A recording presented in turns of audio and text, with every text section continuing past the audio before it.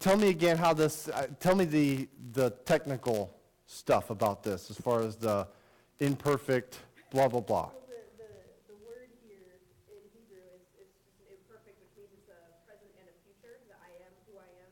It implies that I am now and that I always will be. All that. And that word is where we get the word we butcher into Yahweh. Isn't that fun to hear? We butcher into Yahweh. That's the thing, it's the name of God. In Hebrew, you can't pronounce it. Like, you look at the letters and it is unpronounceable. It's not a word. You can't say this word. And we throw our vowels in and we say it and it's like, it's not even close.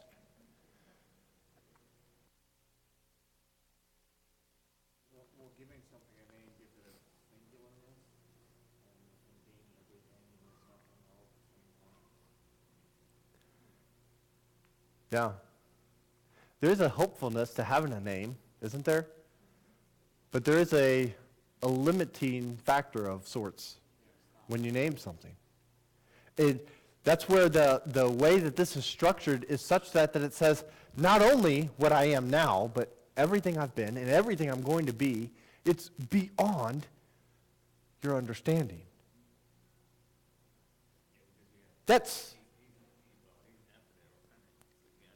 He is infinite, isn't he? And that's the craziness of what he answers Moses. Suppose they ask what your name is. Well, okay, Moses. Suppose they ask. Here's what you tell them. If I ask God this question and that's the answer I get back, I think I'm more concerned with, okay, now what? Because that doesn't make sense. That's the purple dust flying from your head again.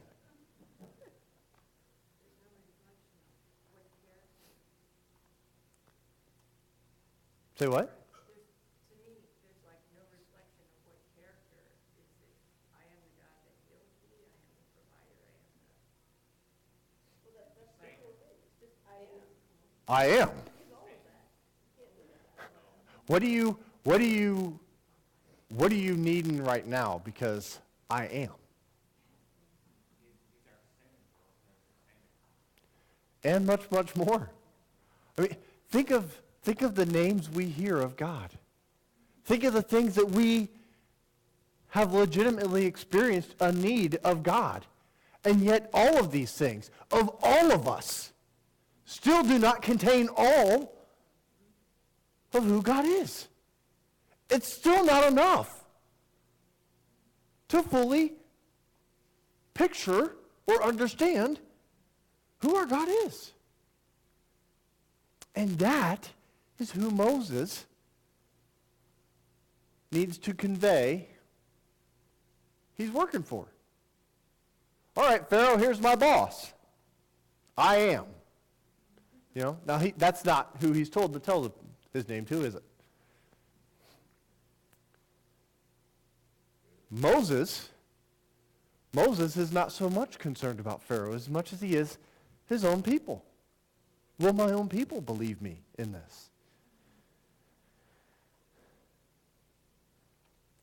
God said to Moses, I am who I am. This is what you are to say to the Israelites. I am has sent me to you.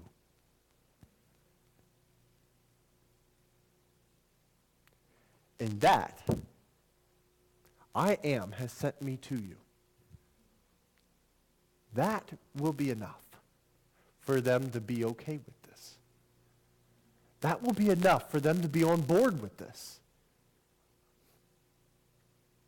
Not because of who you are, Moses, but because of who I am.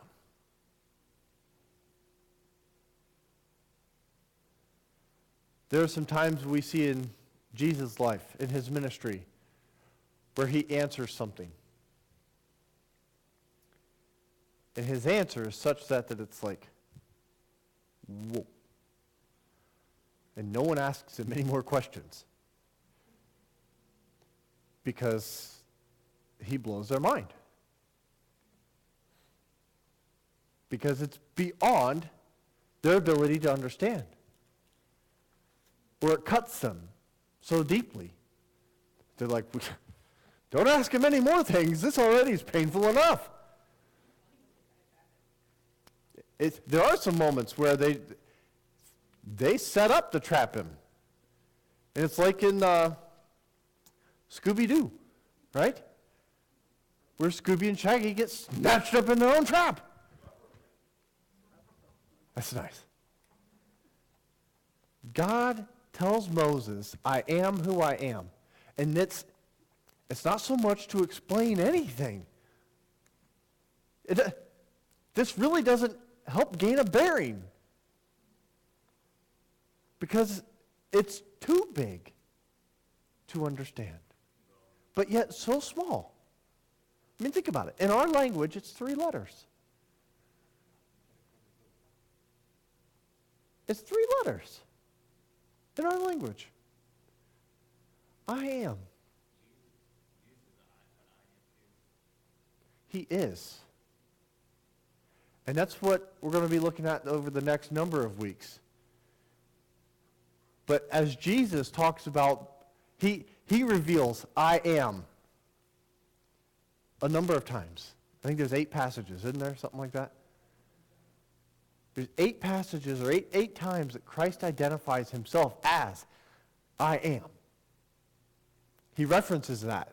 Not by accident, but because that's who he is. In the garden, when the soldiers come to him, he says, I am the Lord of Moses. Yeah. This is powerful. It's a very small amount of verbiage, per se, very small amount of words that hold a great deal of power. When Jesus said, I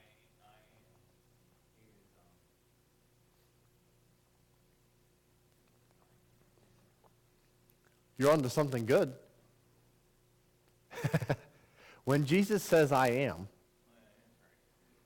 says, I am, he's making himself equal to the Father. he's bringing reference. He's not making himself. He's revealing that this is who he is. It answers every question you could ever ask. Were you here? I am. Are you there? I am. Are you this? I am. Yeah, that's true. As we go into the different passages in John that we're going to be going into, we need to realize that as Christ says, I am, as he reveals who he is, this is what he's going back to. This is what he's aligning himself with. And this is why at times it irks the religious people off so bad. It's not because of him saying, well, I am this, or I am that, or I am anything. It's because he's saying, I am. Because that does, yeah, okay, great, Jesus, you're the resurrection. Great, Jesus, you're the life. Wonderful. That's awesome. Great. If he had said only that, they would not have had near the problem that they have when he says, I am this, and I am that. Because it compounds everything that he claims in being the life, the resurrection, the light, all of these different things that he claims. All of, not even claims as though it might be something. I mean, he proclaims that he's these things. He are these things. Wow. But when he puts I am with each of these, it takes each one of them and modifies it in such a way as to say, this is so much bigger now. This takes life and gives it a whole new meaning. Instead of a few plants, we have a whole entire world. This takes light and says, okay, instead of having a dim little bit that we can read with, we have light. There are so many things that as Jesus identifies with I am, as he references, what's talked about here. It draws back for us to solidify and receive that God sent his Son as no less of an authority in this place than what he is. Because Jesus is there when things are made. Jesus understands what's going on. Jesus is, I am. So as we deal with this passage here, we look at that and we say, this is kind of crazy. Moses is going to go into this situation in reference that I am has sent me, right? Before Abraham was I am. Yeah. So he's pulling on the whole family here. As he talks to the family, he's like, hey guys, this is a legit deal. Like, this is for real. This is not a drill. We are leaving Egypt. Yeah. He said before Abraham was I am. He's talking about how God pre-existed from the foundation of the world. Yep. He lays them, doesn't he? What does he deal with? Why is our God even a thing? Why is he even someone that we pay attention to? Why do the Israelites pay attention to I am? It's anointed. It's true. It's part of the covenant. I am is the creator, and they've seen pieces of creation. They are part of creation, right? Submission and obedience. Think of Abraham for a moment. What was he told? Hey, you need to leave here. Go somewhere else. I'll show you later. It wasn't quite like that, but it's pretty close. You don't need to know where you're going. I'll show you. It's not like God sent him a text with a picture of the land of milk and honey. Right? He didn't send him an email. He didn't Facebook him a message to say, hey, this is where you're going. Here's the MapQuest of how to get there.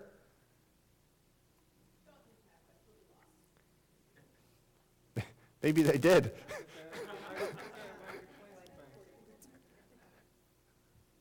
Moses was using the Android version.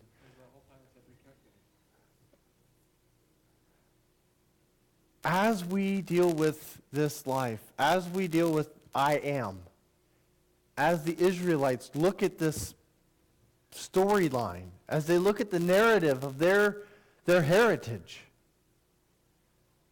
all of these things come into mind for them. The submission, the obedience, the covenant that the fathers entered into. The fall even comes into play here, doesn't it? All things that God is bringing through his people. All of this is wrapped up in I am.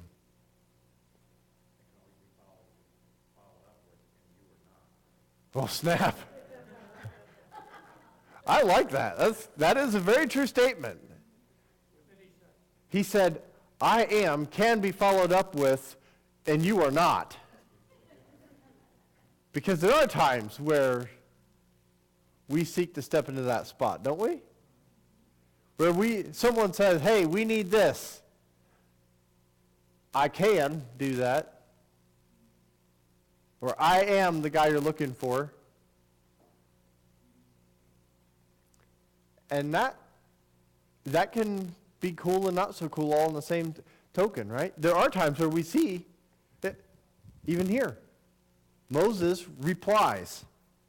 What's he reply?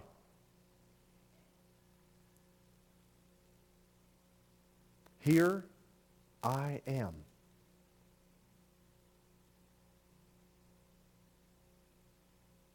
There are going to be times where we step into the identity that we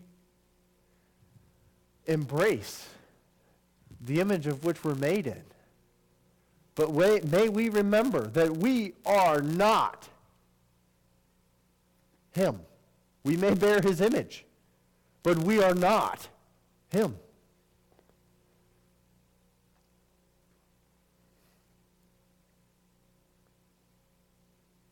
Do you fully understand the identity of God? And I don't want to. Yeah. Is there reason to grow in our understanding of who God is? Will we ever fully understand? Because if we did, then we'd be God and he wouldn't be. I believe there will be a day where we understand, but it's not here. Yeah, it doesn't take place in this life. It is kind of fun to imagine, isn't it?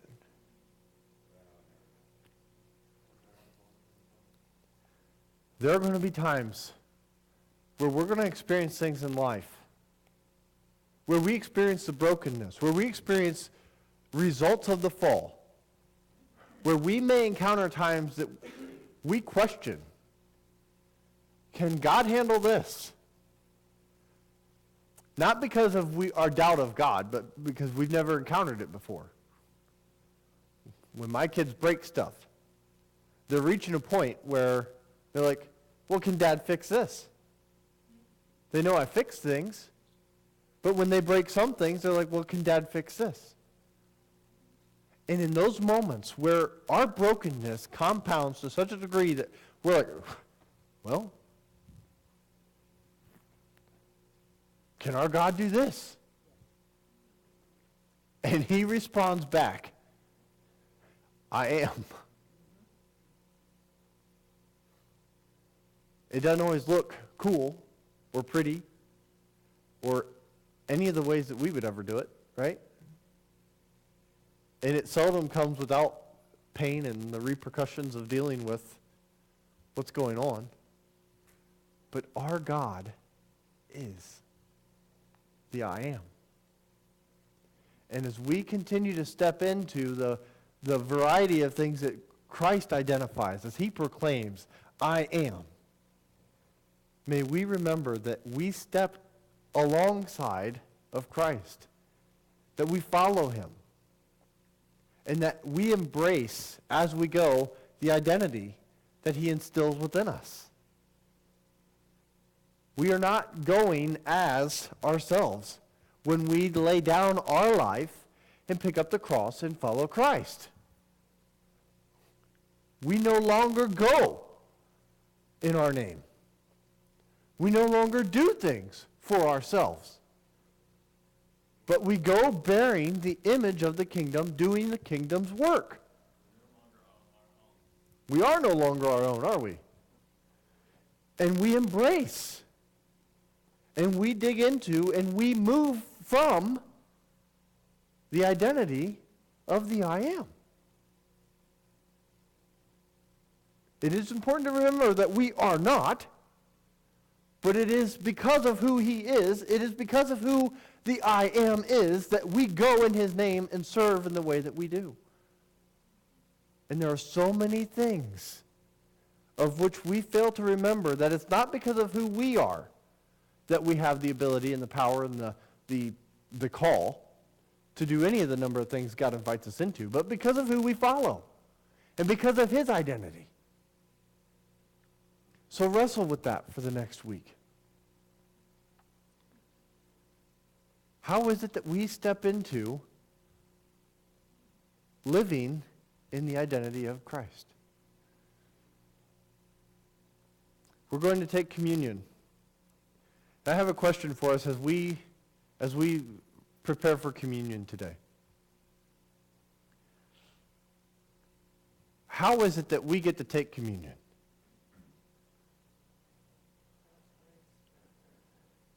It is because of his grace. What's that? His mercy? Our choice to believe the written word where it says, do this in Yeah, it's an act of obedience. Yeah. Reminder of how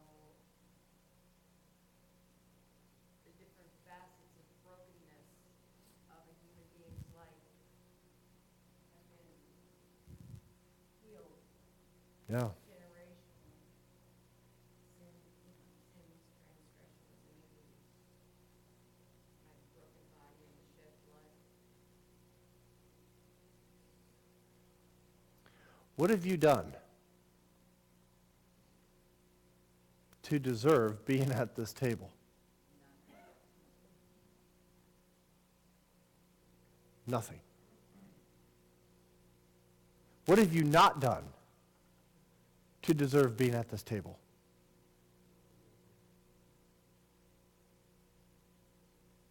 What I haven't done is I haven't claimed that I could get there on